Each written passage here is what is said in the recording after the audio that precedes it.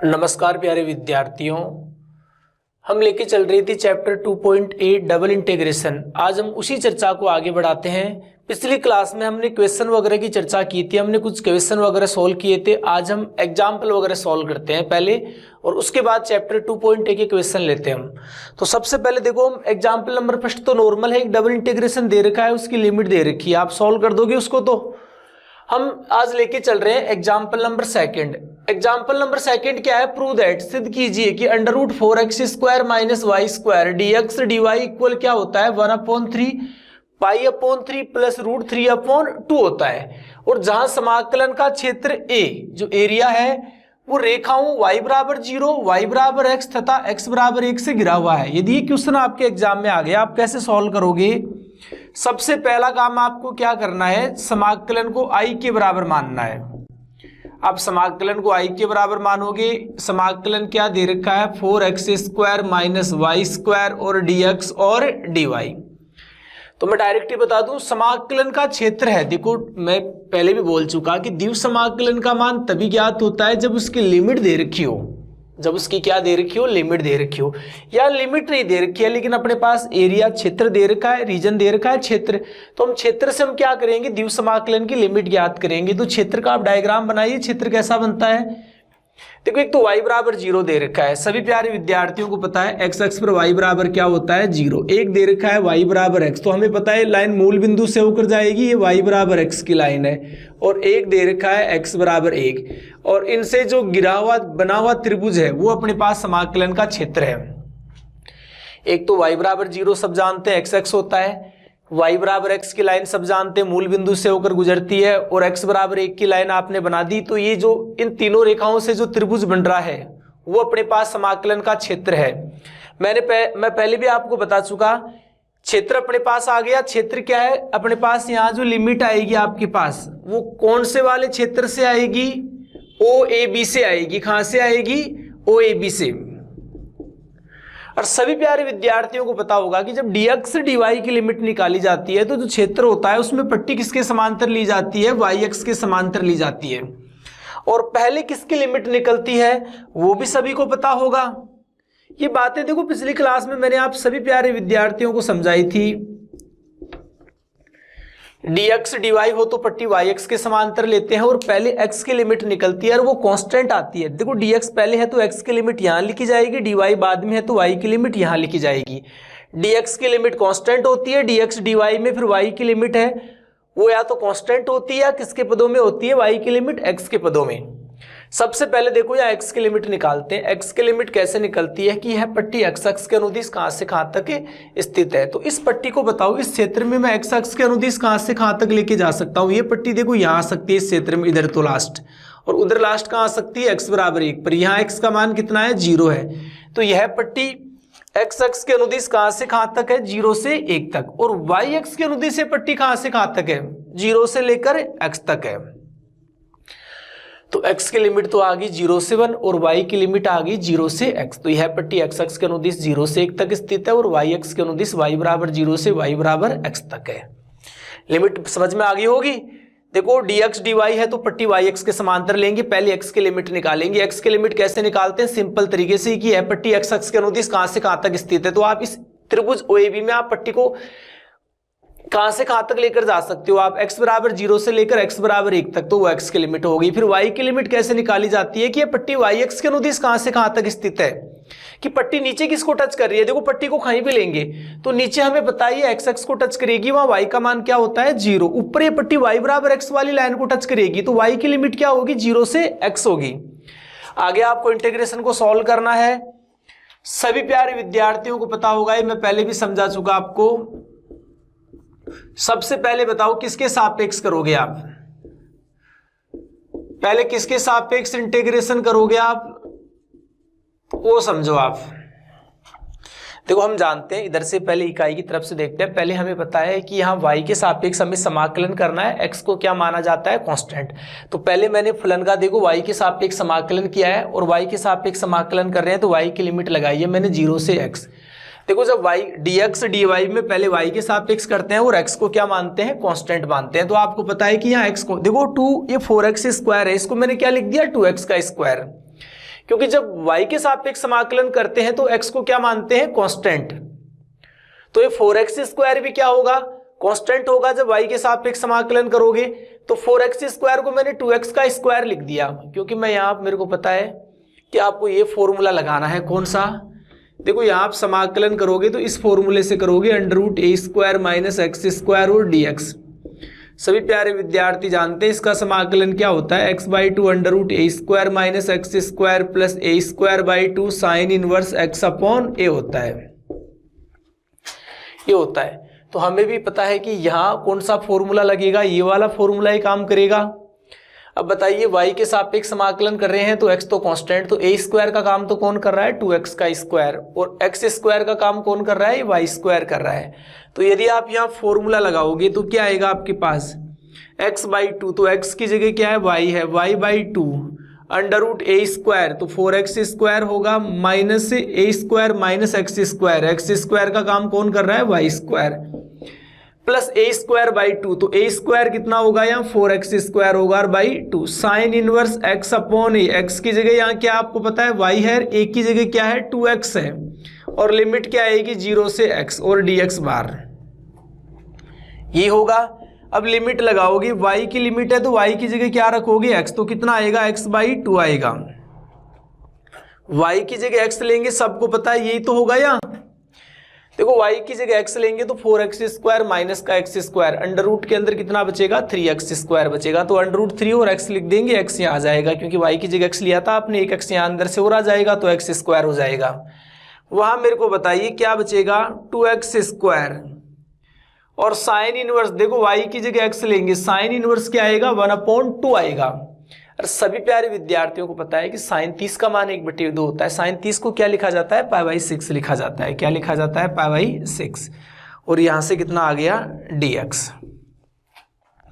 तो ये तो आपके समझ में आ गया होगा। आप क्या करोगे, आगे आपको नॉर्मल समाकलन करना है, मैं बता देता हूं क्या होगा, दिखाई दे रहा होगा यहाँ सबको। देखो √3/2, देखो फिर y की जगह 0 लेंगे, सब 0 होंगे। अब x के सापेक्ष समाकलन करना है, सिंपल x के फलन है, x² का क्या होगा, x³ और यहाँ पर क्या आएगा, देखो इसको कैंसिल करेंगे तो कितना आएगा, ये π/3 आएगा आपके पास, कितना आएगा, π/3। x² का क्या होगा, x³ होगा, और लिमिट क्या आएगी 0 से 1।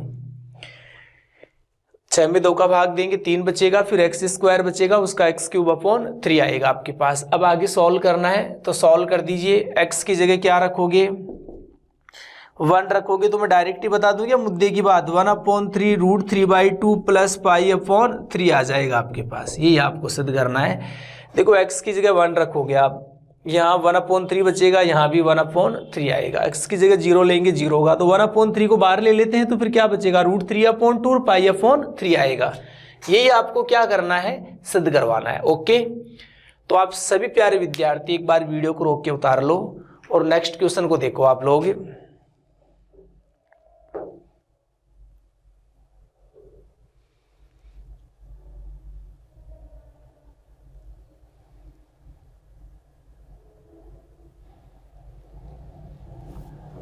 उतार लिया,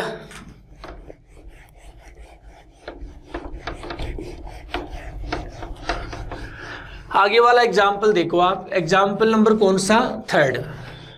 एक एक बात को ध्यान से पढ़ो। देखो एग्जाम्पल सब कुछ दे रखा है बुक में, लेकिन आपको देखो पता रहना चाहिए कैलकुलेशन वगैरह, सॉल्यूशन वगैरह का।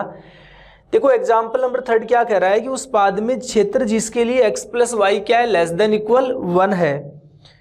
हमें क्या करना है, इसका मान ज्ञात कीजिए। एक डबल इंटीग्रेशन दे रखा है xy dx dy। Example number 3rd में क्या दे रखा है, सबसे पहले आपको समाकलन को i के बराबर मानना है। डबल इंटीग्रेशन दे रखा है r और यहाँ से xy और dx dy। जहां समाकलन का क्षेत्र जो r है, समाकलन का क्षेत्र जो दे रखा है अपने पास r, वो क्या दे रखा है, क्षेत्र r धनात्मक पाद में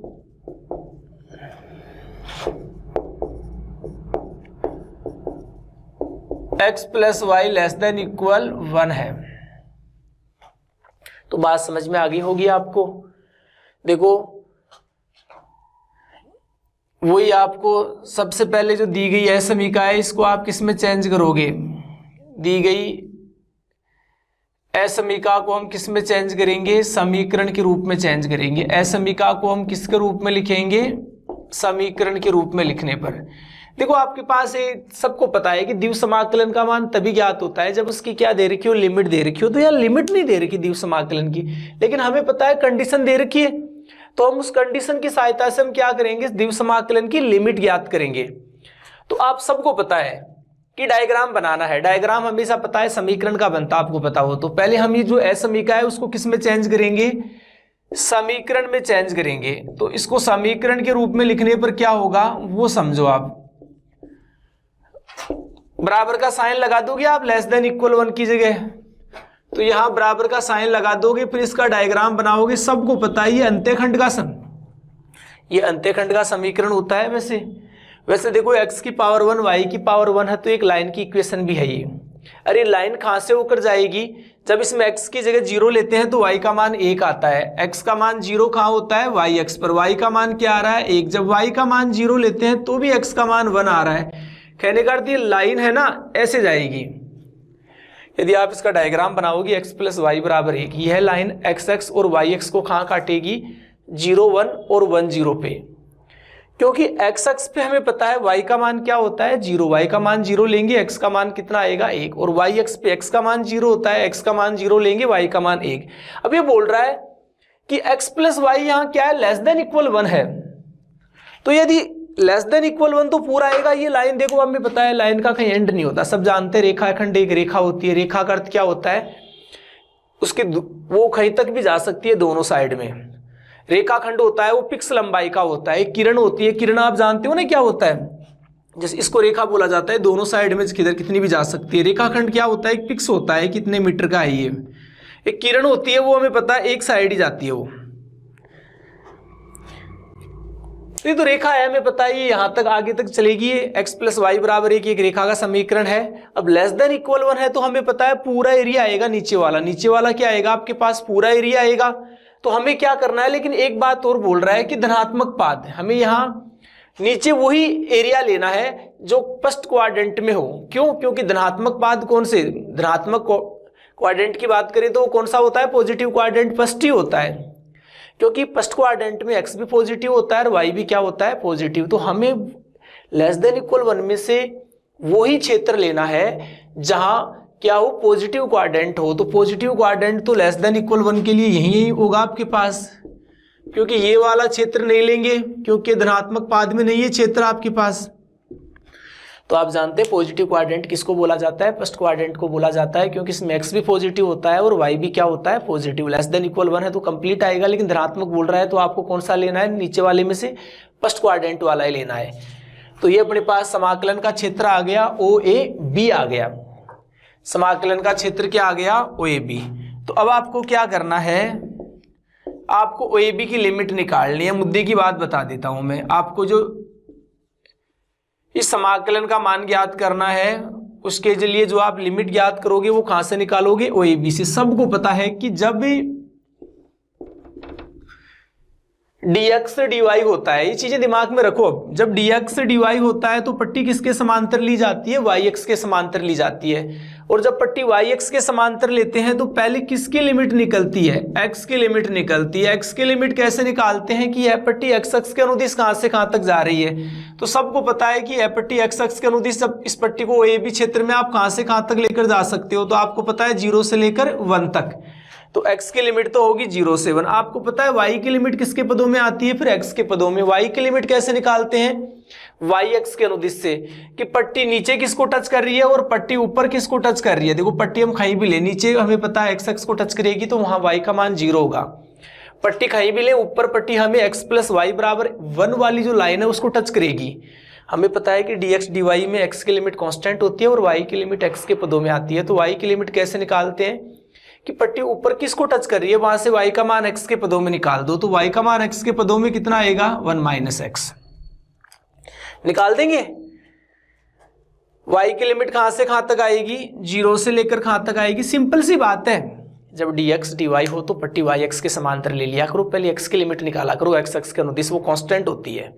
फिर y की लिमिट निकाला करो। सिंपल सी बात है, पट्टी नीचे किसको टच कर रही है, वहां से y का मान x के पदों में, पट्टी ऊपर किसको टच कर रही है, वहां से y का मान x के पदों में। तो नीचे यहाँ x को टच कर रही है, वहां से y का मान x के पदों में क्या निकलेगा, वहां तो y का मान 0 होता है, तो नीचे लिमिट 0। ऊपर पट्टी x प्लस वाई बराबर 1 लाइन को टच कर रही है, तो वहां से y का मान x के पदों में निकाल देंगे, आ जाएगा 1 माइनस x। आगे आपको सॉल्व करना है, सभी प्यारे विद्यार्थी सॉल्व करना जानते हैं, आगे तो सॉल्व कर लोगे आप। वही है, पहले आप क्या करोगे, फलन का किसके सापेक्ष करते हैं, y के सापेक्ष, और x को क्या मानते हैं, कांस्टेंट। तो x तो कांस्टेंट और y का ही होगा y के सापेक्ष, y स्क्वायर अपॉन 2। देखो y के सापेक्ष क्या है, तो y की क्या आएगी, लिमिट, और ये dx ऐसे की ऐसे। देखो मैंने डायरेक्ट ही कर दिया, वैसे लिख लो कि y dy वगैरह डायरेक्ट ही। मेरे को पता है कि सबसे पहले फलन का y के सापेक्ष होता है, x को कांस्टेंट माना जाता है, तो x कांस्टेंट, y का y के रेस्पेक्ट में y स्क्वायर अपॉन 2, और y की लिमिट क्या है, 0 से 1 माइनस एक्स। तो y की जगह रख दोगे आप, y की जगह क्या रखोगे, 1 माइनस एक्स। पहले तो 1 माइनस एक्स लेंगे, फिर y की जगह 0 लेंगे, तो 0 हो जाएगा। अब इसका आपको कुछ नहीं करना, सिंपल गुणा करना है, और क्या करना है, समाकलन। सभी प्यारे विद्यार्थियों को आता है, तो वीडियो को रोक के उतार लो आप भी, और आगे देखो।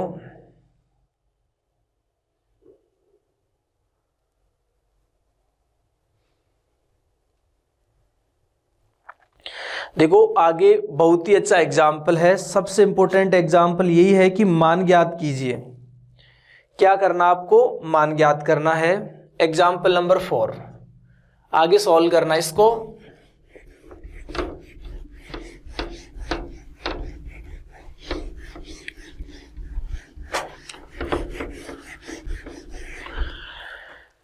देखो आपकी बुक में दे रखा है एग्जाम्पल नंबर 4 क्या है, ध्यान से समझना इन बातों को। आप क्या बोल रहा है एग्जाम्पल नंबर 4, देखो आपसे पूछ रहा है कि आपको एक समाकलन दे रखा है आपके पास आई। हम समाकलन को आप किसके बराबर मान लो, आई के बराबर मान लो, और वो समाकलन क्या है, x प्लस वाई का होल स्क्वायर dx dy। और जहां समाकलन का क्षेत्र जो r है, समाकलन का क्षेत्र r दीर्घवृत्त दे रखा आपके पास है, एक्स स्क्वायर जो इलिप्स है उससे बाउंडेड है आपके पास।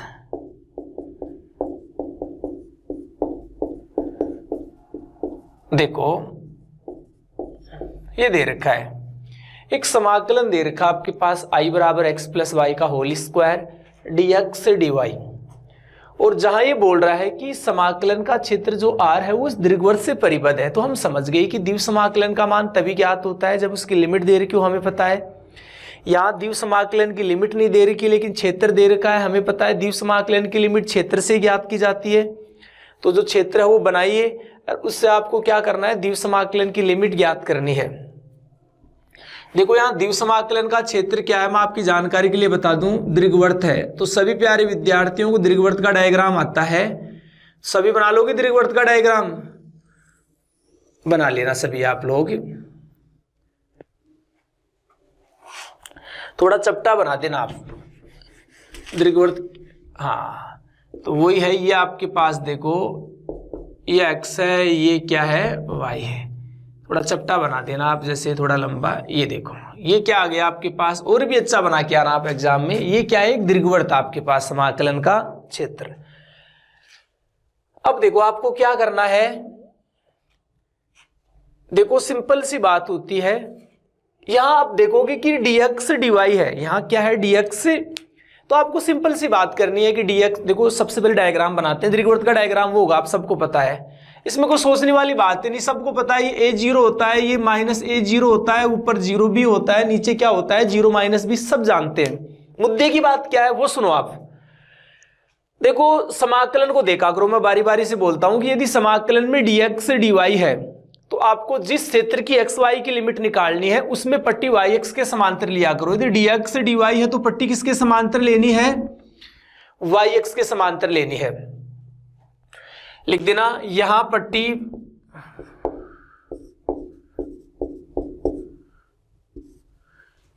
देखो, और सबसे पहले यहां देखो dx dy में नॉर्मल समझो कि dx dy की लिमिट ज्ञात करनी हो, पट्टी किसके समांतर लेते हैं, yx के समांतर लेते हैं और पहले x की लिमिट निकालते हैं, वो कांस्टेंट होती है। x की लिमिट कैसे निकालते हैं कि यह पट्टी x अक्ष के अनुदिश कहां से कहां तक जा रही है, तो पता है ना यहाँ पूरा दीर्घवृत्त है समाकलन का क्षेत्र, तो इस दीर्घवृत्त में पट्टी कहां से कहां तक जाएगी, -a से +a, तो x की लिमिट तो क्या होगी -a से +a।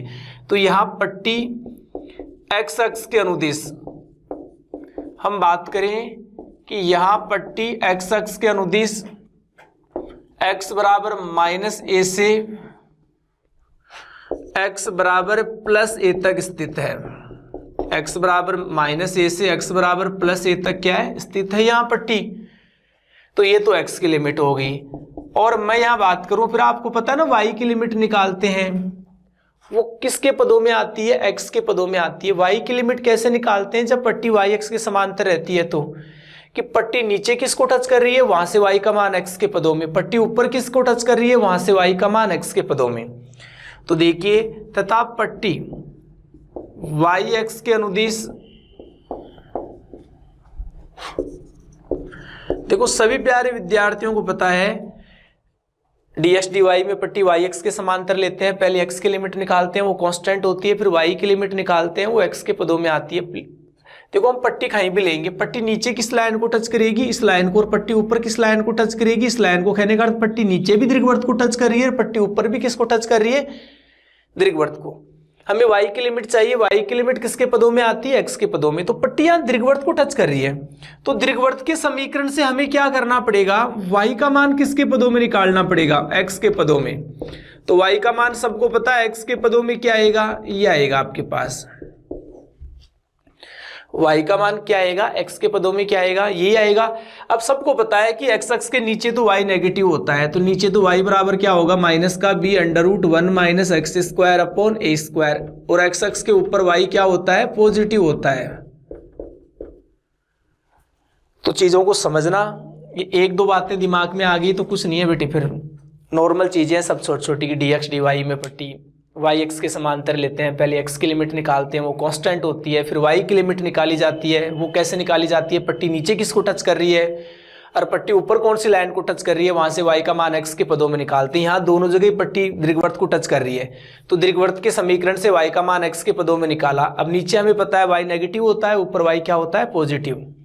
तो मेरे को बताओ, इस दीर्घवृत्त में पट्टी yx के अनुदिश कहां से कहां तक विचरण कर रही है, y बराबर माइनस का b√1 - x² से y बराबर b√1 - x² तक विचरण कर रही है।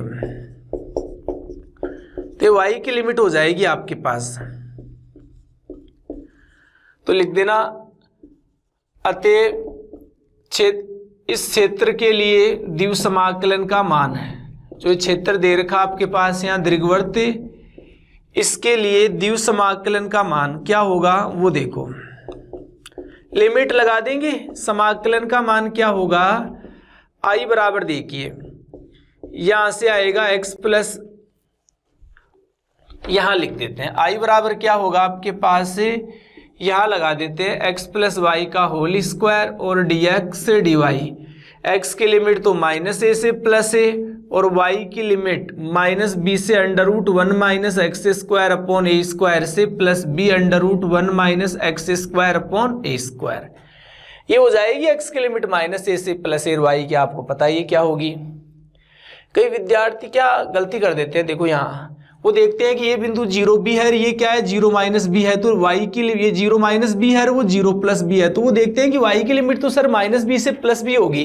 अरे वो तब होती जब वो लाइन ऐसे होती, जैसे 0b वाली लाइन ऐसे सीधी होती, ये 0 - b वाली लाइन ऐसे सीधी होती, तब होती y की लिमिट -b से +b।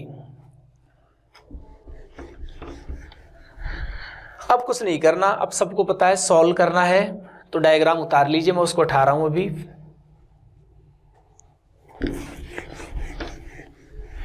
देखो, क्योंकि थोड़ा सा आपको पता है इस कैलकुलेशन थोड़ी ज्यादा है इस क्वेश्चन में, आपको पता है इसका समाकलन करना है, तो कैसे करोगे आप, पहले किसके सापेक्ष समाकलन करोगे, फलन का y के सापेक्ष,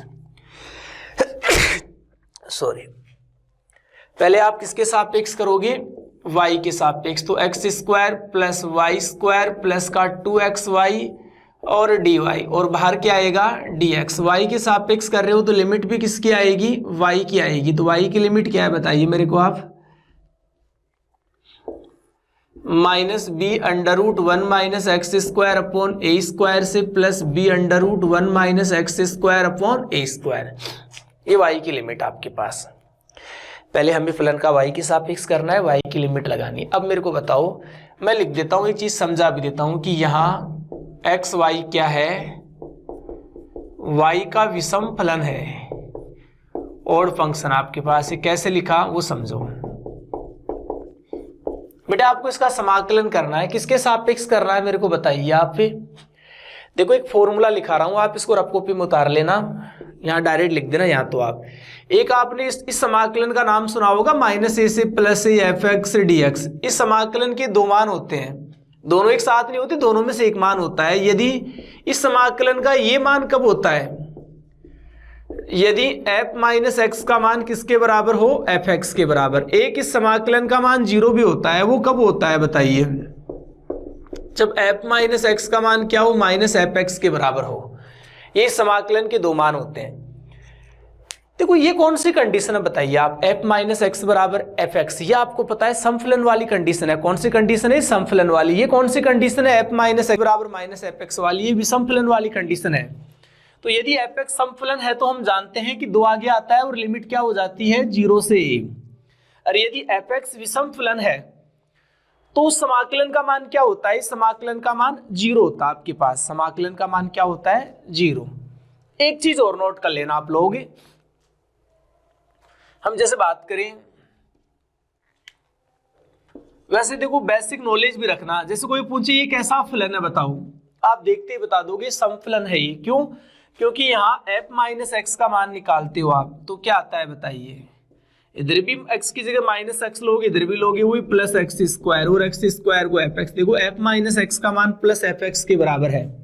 तो सिंपल दिमाग में रखा करो कि यदि कोई फलन है उसकी पावर सम है तो वो कैसा फलन होता है, समफलन। यदि कोई फलन है उसकी पावर विषम है तो वो कैसा फलन होता है, विषम फलन होता है।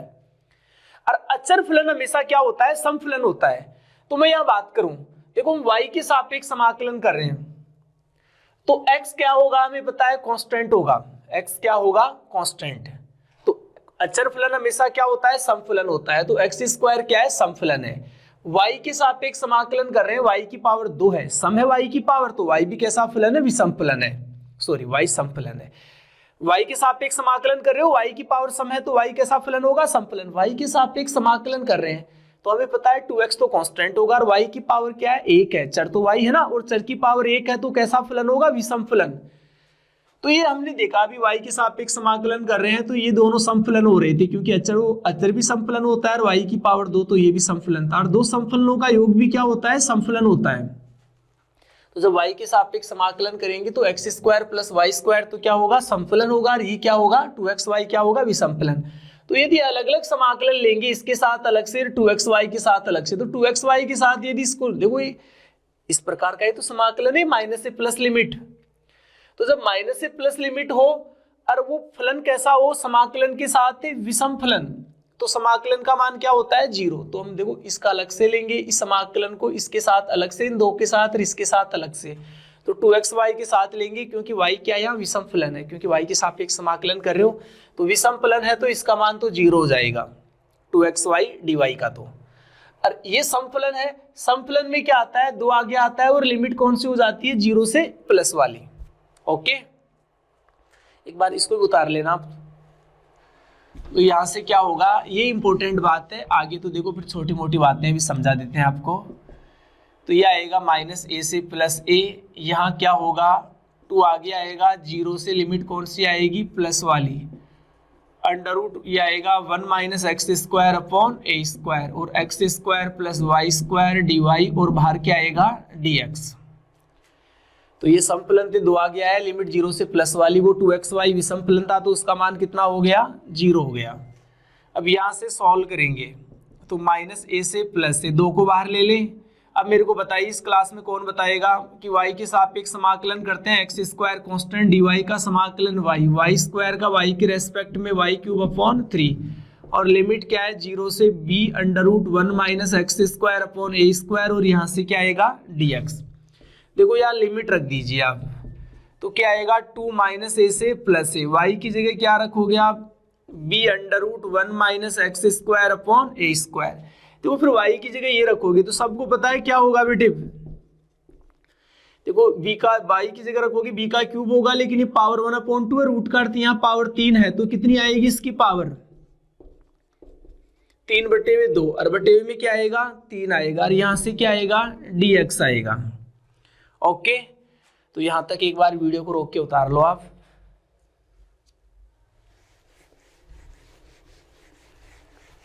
देखो आगे सॉल्व करना है, सभी प्यारे विद्यार्थियों को पता है कि आगे क्या होगा। देखो अब x के सापेक्ष समाकलन करेंगे तो हमें चेक करेंगे कैसे। देखो यदि इसको आप fx मानते हो कंप्लीट को, उसमें x की जगह माइनस एक्स लेते हो तो क्या कोई प्रभाव पड़ेगा? f माइनस एक्स का मान किसके बराबर होगा? प्लस fx के बराबर होगा, क्योंकि जहां भी x है उसकी पावर देखो कैसी है, सम है। तो यदि इस कंप्लीट को आप fx मानते हो और फिर x की जगह माइनस एक्स रखते हो, कोई फर्क नहीं पड़ेगा, क्योंकि x की पावर कैसी है, सम है। बेटे ये कंप्लीट समफलन है, ये भी होल पावर कितनी हो, हमेशा जो होल पावर के अंदर जो चर होता है उसकी पावर देखी जाती है। यदि वो सम है तो वो फलन कैसा होता है, समफलन। ये समफलन विषमफलन वाली कंडीशन कब काम में लेते हैं समाकलन में, जब माइनस से प्लस लिमिट आ जाए। तो हमने देखा कि यहाँ x है, जहां कहीं भी है उसकी पावर 2 है, वो सम है। समफलन है तो हम जानते हैं कि समाकलन में क्या आता है, 2 आगे आता है और लिमिट क्या हो जाती है 0 से प्लस वाली। 2 पहले से था तो 4 हो गया, और लिमिट क्या होगी 0 से a, और यहां से क्या आएगा देखो bx², और यहां से √1 minus x square upon a square. यहां से क्या है b³ है, और यहां से 3 है 1 minus x square upon a square की होल पावर कितना आएगा 3/2, और यहां से कितना आएगा dx रख देंगे। अब आगे आपको समाकलन करना है, छोटी मोटी बातें हैं, देखते आप उड़ाओगे, मेरे को पता है समाकलन को आप वही है, सबको पता ही। देखो चैप्टर फर्स्ट में हमने खूब पढ़ा था, इसको कैसे करोगे आप सॉल्व, x बराबर a sin थीटा मानकर, तो dx बराबर क्या होगा बताइए, a cos थीटा और d थीटा। यहाँ समाकलन में मान रख दीजिए आप, तो bx की जगह a sin थीटा लेंगे तो a² sin स्क्वायर थीटा। देखो x की जगह a sin थीटा लोगे तो a² sin स्क्वायर होगा, a² तो cancel, 1 minus sin square cos square, root है तो cos बचेगा। यहाँ देखिए b³ अपॉन 3, x की जगह a sin थीटा रखोगे तो 1 माइनस, क्योंकि a² कैंसिल होगा, वही 1 माइनस sin स्क्वायर क्या होगा cos स्क्वायर, पावर गुणा होती है, cos की पावर 2 से 2 घटेगी, cos³ बचेगा। और dx क्या आपके पास a cos थीटा और d थीटा है। लिमिट का तो पता ही है ना आपको, x की लिमिट 0 है, 0 लेंगे थीटा का मान 0, x की लिमिट a है, x की जगह a लेंगे थीटा का मान कितना होगा π/4 होगा, तो लिमिट कितनी आएगी 0 से x की जगह a लेंगे तो a upon a 1, sin theta बराबर 1, तो थीटा बराबर क्या होगा π/2 होगा आपके पास। तो सॉल्व कर दीजिए, और क्या है, देखो दोनों को अलग अलग भी कर सकते हो आप समाकलन को। तो यहां से क्या आएगा देखिए, यहां से आएगा 4 a³ b, और यहां से आएगा 0 से π/2 sin स्क्वायर थीटा, और यहां से आएगा cos स्क्वायर थीटा और d थीटा। वहां से कितना आएगा 4ab³ अपॉन 3, और यहां से आएगा 0 से π/2 cos की पावर 4 थीटा और d थीटा। ये आएगा, गुणा करोगे तो 4a³ आएगा आपके पास, गुणा कर रहे हैं तो sin स्क्वायर cos और बार वाला cos स्क्वायर cos³ और cos कितना आएगा, cos की पावर 4 आ जाएगा। अब आपको पता है 0 से π/2 लिमिट हो तो गामा सूत्र से सॉल्व करते हैं समाकलन को। आपको पता है यदि साइन का पद नहीं है या कोस का पद नहीं है तो साइन की पावर या कोस की पावर क्या लेते हैं 0, यहाँ साइन का पद नहीं है तो साइन की पावर 0 थीटा ले लेंगे। अब सब विद्यार्थी पढ़ाई कर रहे होंगे, पिछले वाली क्लासों में मैंने आपको अच्छी तरीके से समझाया था कि इसका मान कैसे निकाला जाता है। वही गामा क्या आएगा आपके पास से, गामा क्या आएगा आपके पास m+1/2, तो 2 है ना, 2 + 1/2, गामा 3/2, ये गामा 3/2, 2 गामा कितना आएगा आपको पता होगा 3, क्या पढ़ाया था मैंने, m+n+2/2, 2 + 2 + 2/2 6 है, तो 6/3 होगा। देखो यहां से आप सॉल्व करोगे, ये बातें आपको बता चुके हैं। जो फॉर्मूला लिखाया था उसमें m की जगह क्या रखना 0, तो 1/2 आएगा, फॉर्मूला क्या था, गामा m प्लस 1/2, तो m की जगह 0 पुट करोगे, 0 प्लस 1/2 कितना आएगा 1/2, यहाँ कितना आएगा गामा 5/2, और ये कितना आएगा 2 गामा 3 आएगा। जानते हो ना m प्लस n प्लस 2/2 आता है अपॉन में, तो 0 प्लस 4 प्लस 2/2 गामा 3 होगा। देखो यहाँ कैंसिल करेंगे, 2 बचेगा, 4 में 2 का भाग देंगे, 2a³ और b। ऊपर बता दे कैलकुलेशन, यहां देख लो आप कैलकुलेशन को, बताइए कैलकुलेशन क्या आएगी। 2 कैंसिल होगा तो कितना बचेगा 2a³ b आएगा आपके पास, 2a³ b। गामा 3/2 कितना होता है 1/2 रूट पाई और 1/2 रूट पाई, और यहां से कितना आएगा 2 आएगा, क्योंकि गामा के अंदर प्राकृत संख्या है तो गामा 3 का मान 2 फैक्टोरियल होता है, 2 फैक्टोरियल का मान क्या होता है 2 × 1 2 होता है। देखो यहाँ 2 का भाग देंगे तो क्या आएगा 2ab³ अपॉन कितना आएगा 3 आएगा। गामा 1/2 कितना होता है सबको पता है रूट पाई होता है, गामा 5/2 कितना होता है 3/2 1/2 और रूट पाई अपॉन 2। देखो दोबारा से 2 का भाग दिया 2ab³ अपॉन 3, गामा 1/2 का मान रूट पाई होता है, गामा 5/2 का पढ़ाया था मैंने पीछे वाली क्लासों में आपको, 5 में 2 घटाया करो 3 आता है, 2 का भाग दिया करो 3/2 फिर 1/2 फिर 1/2 के बाद रूट पाई। ये सब कुछ आप यदि कोई विद्यार्थी डायरेक्ट ही क्लास देख रहा है तो उसको एक बार पीछे वाली क्लास से देखनी पड़ेगी। 2 से 2 क्या होगा कैंसिल होगा आपके पास। अब यहां से क्या बचेगा देखो आप, तो यहां बचेगा देखो रूट पाई पाई होगा तो पाई a³ b अपॉन कितना आएगा 4, 3 से 3 भी उड़ेगा तो यहाँ क्या आएगा पाई ab³ अपॉन 4। अब कंप्लीट से हमें पता है पाई ab अपॉन 4 कॉमन आ रहा है तो यहाँ a² बचेगा और वहां कितना बचेगा b²। ये अपना आंसर आ गया। तो एक एक बात को ध्यान से पढ़ना, एक बार वीडियो को रोक के उतार लो आप।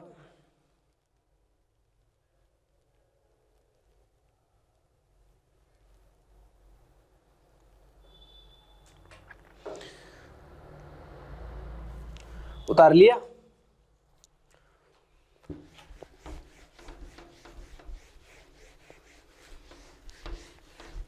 तो देखो आप सभी प्यारे विद्यार्थी, देखो 2.a के हमने सभी एग्जाम्पल्स की भी चर्चा कर ली। जैसे अब एग्जाम्पल नंबर कौन सा दे रखा है 5 और 6 ऐसे एग्जाम्पल हैं जिनमें लिमिट दे रखी है, उनको आप सॉल्व कर सकते हो आप। तो हमने इनके क्वेश्चन एग्जाम्पल की चर्चा कर ली है। एक बार फिर भी यदि कोई डाउट्स वगैरह आपको, यदि कोई क्वेश्चन वगैरह आपसे सोल्व नहीं होता है 2.a का, तो आप कमेंट्स करके बता सकते हो कि सर 2.a में ये बताओ। वैसे मैंने मेरी तरफ से कंप्लीट बता दिए, फिर भी यदि आपके कोई डाउट्स रहता है तो आप बता सकते हैं, वो प्रॉब्लम आपकी सॉल्व कर दी जाएगी। आज हम चैप्टर स्टार्ट करते हैं 2.b। देखो 2.b चैप्टर क्या है, हम क्या पढ़ेंगे, थोड़ा सा इसका बेसिक समझ लो और कुछ नहीं है बेटे। अब हम पढ़ेंगे आज पोलर फॉर्म में क्या पढ़ोगे, डबल इंटीग्रेशन पढ़ोगे आप। अभी तक आपने जो डबल इंटीग्रेशन पढ़ रहे थे वो कौन से फॉर्म में पढ़ रहे थे, कार्टेशियन फॉर्म में, एक्स वाई के पदों में। अब हम आर थीटा के पदों में पढ़ेंगे द्विव समाकलन। वैसे जानते हो ना ध्रुवीय रूप किसको बोला जाता है, polar form r theta. X y को कौन सा रूप बोला जाता है, कार्तीय रूप। तो 2.a में जितने भी आपने अभी क्वेश्चन वगैरह एग्जाम्पल वगैरह पढ़े हैं वो सब कौन से फॉर्म में थे बताओ मेरे को आप। एक्स वाई के पदों में थे 2.a वाले क्वेश्चन, तो हमने कार्तीय रूप में पढ़े थे अभी तक द्विव समाकलन। अब कौन सी फॉर्म में पढ़ेंगे हम, पोलर फॉर्म में हम डबल इंटीग्रेशन पढ़ेंगे। तो लिख देना double integration in polar form, ध्रुवीय रूप में द्विव समाकलन। तो सबसे पहले आपको पता होना चाहिए, सबसे पहले ये तो पता होना चाहिए ध्रुवीय रूप किसको बोला जाता है, कि जब समीकरण किसके पदों में आता है, आर थीटा के पदों में आता है। तो कुछ चीजें मैं बेसिक जानकारी दे देता हूं आपको पोलर फॉर्म वगैरह की। जैसे ये एक्स है, ये क्या आपके पास वाई है। जैसे ये कोई बिंदु है, इसके कोऑर्डिनेट कितने हैं, एक्स वाई हैं। ये आपके पास कोई बिंदु है, उसके कोऑर्डिनेट कितने आपके पास, एक्स वाई है। तो आपको कोई पूछे कि आप तो सब जानते हैं कि एक्स वाई है तो ये वाई होगा और ये क्या होगा, एक्स होगा।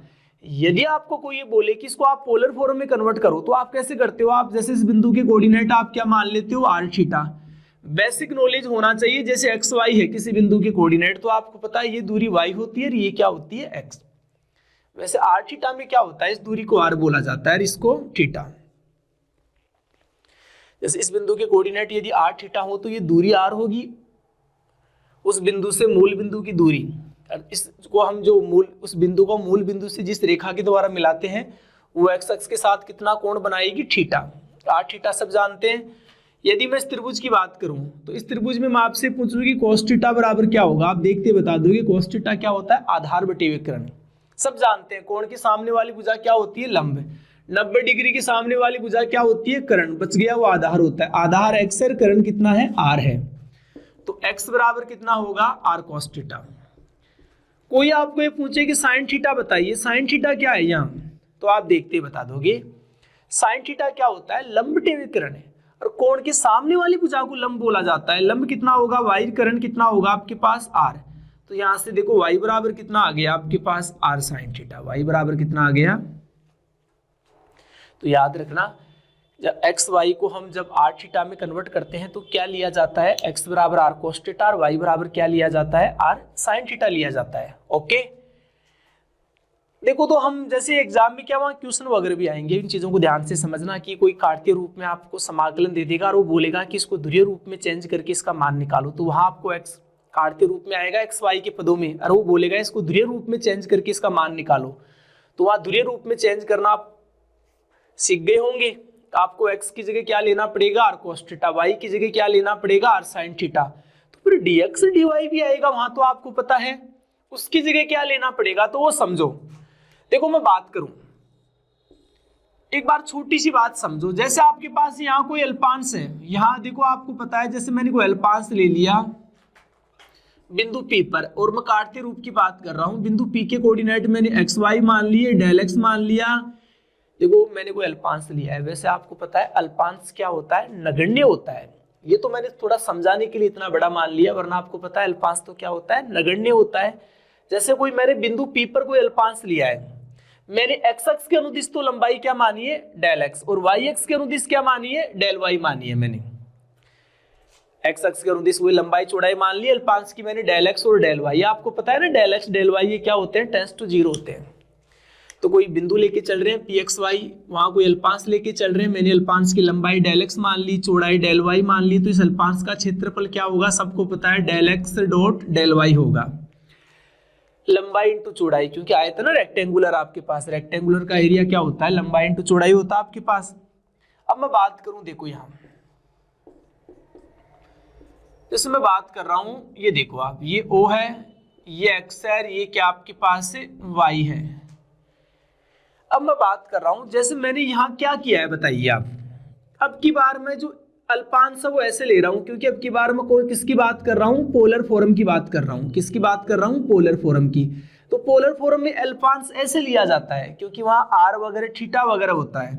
तो मैंने बिंदु P के कोऑर्डिनेट तो कितने मान लिए, आर थीटा। तो सबको पता है ये दूरी कितनी होगी, आर होगी, ये एंगल कितना होगा, थीटा होगा। बेटे बिंदु P के कोऑर्डिनेट मानेंगे तो दूरी तो आर ही होगी, क्योंकि वृत्त में जानते हो ना आप। लेकिन एंगल जैसे मैं इसको क्या मानता हूं, डेल थीटा मान लेता हूं, तो वो कितनी हो जाएगी, बिंदु P के कोऑर्डिनेट क्या हो जाएंगे, आर और थीटा प्लस डेल थीटा।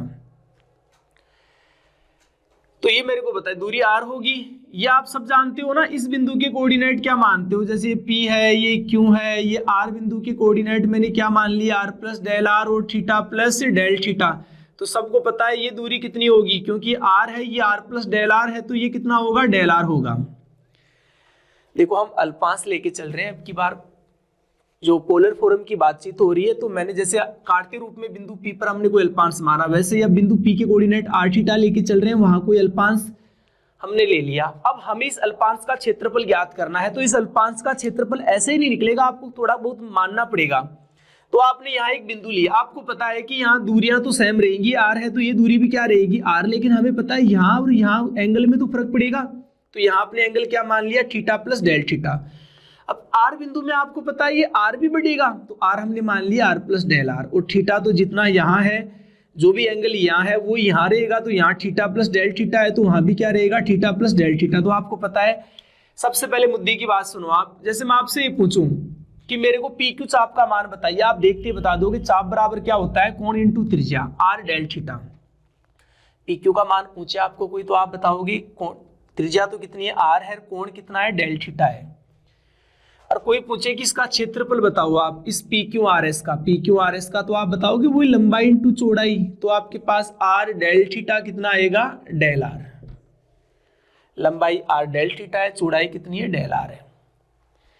तो ऐसे आपको इस जो आपने अल्पांश माना है इसका आपको क्या निकालना पड़ेगा, क्षेत्रफल। बेटे ये बोलोगे आप सर ये आयत तो है ही नहीं, मैं एक बात बता दूं अल्पांश क्या होता है, नगण्य होता है। ये पी क्यू जो क्यू आर एस सब बिंदु कहाँ है, पी पर ही है, ये क्यू आर एस वगैरह सब बिंदु लगभग कहाँ होते हैं, पी पर ही होते हैं, तो इसको आयत मान सकते हैं फिर, क्योंकि पास पास ही होते हैं क्यू आर एस ये बिंदु पी के।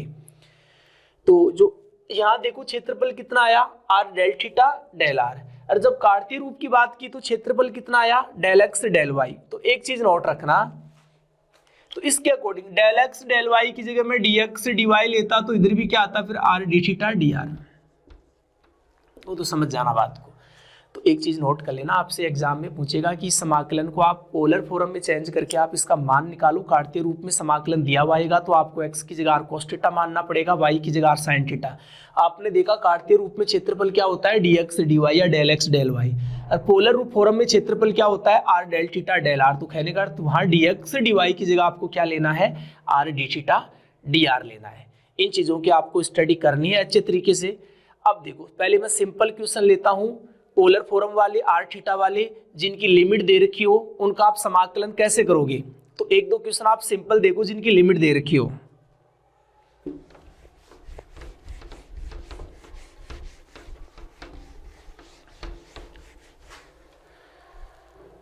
देख लीजिए कोई सा क्वेश्चन आप चैप्टर निकालिए।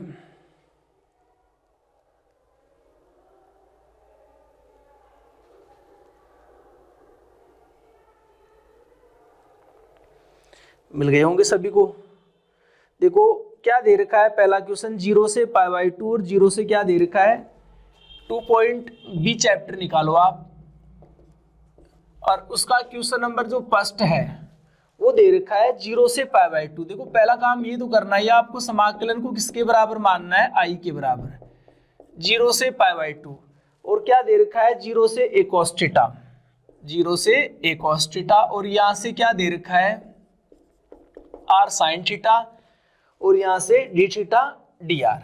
तो आराम से देख लीजिए एक बार, ये है क्या 0 से पाई बाई 2, 0 से cos theta, r sine theta, d theta d r. देखो मैं एक बात बता दूं, 2-3 बातें बता देता हूं। देखो अब हम पढ़ रहे हैं ध्रुवीय रूप में द्विव समाकलन, देखो आर थीटा के रूप में द्विव समाकलन। एक चीज नोट कर लेना, ये हमेशा ही इनमें डी थीटा डी आर लिखा हुआ आएगा। जैसे कार्तीय रूप में तो क्या होता है कई बार डी एक्स डी वाई आता है, कई बार dy dx आता है, कई बार dx dy, वो चेंज होता रहता है। लेकिन इसमें ऐसा कभी नहीं होगा, हमेशा ही आपके पास क्या लिखा हुआ आएगा डी थीटा डी आर। ऐसा लिखा हुआ नहीं है तो आप सही कर लेना, हमेशा पहले डी थीटा को पहले लिखना, डी आर को बाद में। अब डी थीटा पहले है तो पहले वाली लिमिट हमेशा ही किसकी होगी थीटा की, और बाद वाली लिमिट किसकी होगी आर की होगी। देखो थीटा की लिमिट आपको पता है कांस्टेंट आएगी, वही कोण के रूप में आएगी, थीटा तो कोण होता है। आर की लिमिट या तो कांस्टेंट होगी या किसके पदों में आएगी, थीटा के पदों में। तो यहाँ कोई आपको पूछे कि थीटा की लिमिट क्या, आप देखते बता दोगे 0 से पाई बाई 2। कोई पूछे आर की लिमिट क्या, आप देखते बता दोगे 0 से a cos थीटा। वही तरीका है, पहले किसके सापेक्ष समाकलन करना आपको, आर के सापेक्ष, और थीटा को क्या मानना है कांस्टेंट। तो वही है मैं बता देता हूं, 0 से देखो पाई बाई 2, पहले आप किसके सापेक्ष समाकलन करोगे आर के सापेक्ष, थीटा को क्या मानोगे कांस्टेंट, तो साइन थीटा तो कांस्टेंट, और आर का समाकलन क्या होगा आर के सापेक्ष आर स्क्वायर अपॉन 2 कर देंगे, डायरेक्ट ही कर दिया करो, साइन आर के सापेक्ष करेंगे, थीटा कांस्टेंट होगा और ये आर का होगा आर स्क्वायर अपॉन 2, एक्स की पावर एन का होता है ना, एक्स की power n plus 1 upon n plus 1, वैसे आर का होगा आर स्क्वायर अपॉन 2। आर के सापेक्ष समाकलन किया है तो आर की लिमिट आएगी, डी थीटा भी ऐसे ही कैसे आएगा, तो 0 से पाई बाई 2, और यहाँ आ गया साइन थीटा, आर की जगह क्या रखोगे a cos थीटा, तो a square cos square theta upon 2 आ जाएगा आपके पास, फिर r की जगह 0 लेंगे तो 0। अब देखो यहाँ कांस्टेंट को दोबारा ले लो आप, क्या बचेगा 0 से पाई बाई 2 आएगा, और यहाँ आएगा sine theta, cos square theta और d थीटा। अब आपको इसका समाकलन करना है, सब जानते हैं गामा सूत्र लगेगा, कौन सा सूत्र लगेगा गामा। तो वही फॉर्मूला जानते हैं ना, गामा आपको m+1/2, गामा n+1/2, n की जगह 2 है, फिर अपॉन में आता है 2, गामा m+n+2/2। जानते हो सभी, कोई दिक्कत वाली बात ही नहीं है। फिर a²/2 यहाँ से आएगा गामा 1, यहाँ से आएगा गामा 3/2, यहाँ से आएगा 2 गामा 5/2। सॉल्व कर दोगे आप, 2/2 1 आएगा, 3/2 आएगा, 2 4 1 5/2 आएगा आपके पास। सॉल्व करेंगे तो देखो ये कितना होगा, a² ये तो हो जाएगा 4, 2 कितना होगा 4। गामा 1 का मान मैंने समझाया था 1 होता है। अब ये देखिए ऊपर क्या है, गामा 3/2 है, गामा 5/2 है, या लिख दीजिए आप, गामा 1 का मान 1 होता है, गामा 3/2 को क्या लिख सकते हो आप, 1/2√π, गामा 5/2 को 3/2, 1/2√π, सब जानते हैं 5 में 2 घटा के फिर लिखते हैं। 1/2√π से 1/2√π क्या होगा, कैंसिल होगा, ये 2 कहाँ जाएगा ऊपर, तो 2a²/4 को 3 से गुणा करोगे 12, तो a² कितना आ जाएगा 6 आ जाएगा। तो ऐसे आप सभी प्यारे विद्यार्थियों को पोलर फॉर्म वाले क्या करने हैं, द्विव समाकलन सॉल्व करने हैं, जिनमें लिमिट दे रखी हो। तो उनका सिंपल है कि पहले r के सापेक्ष करना, थीटा को क्या मानना कांस्टेंट, और फिर बाद में थीटा के सापेक्ष आपको करना ही है। पीछे जो मैं पढ़ा दिया वो सब बातें आपकी, एक एक बात आपकी क्लियर रहनी चाहिए। ओके, अब नेक्स्ट क्लास में हम देखो कोई डाउट्स वगैरह वो आप ऐप पर बता सकते हो, या अभी ये क्लास हम यूट्यूब पर भी डाल रहे हैं, तो यूट्यूब वाले विद्यार्थी भी बता सकते हैं कि प्रॉब्लम। और नेक्स्ट क्लास में हम वही क्वेश्चन वगैरह, एग्जाम्पल वगैरह इनकी चर्चा करेंगे। ओके।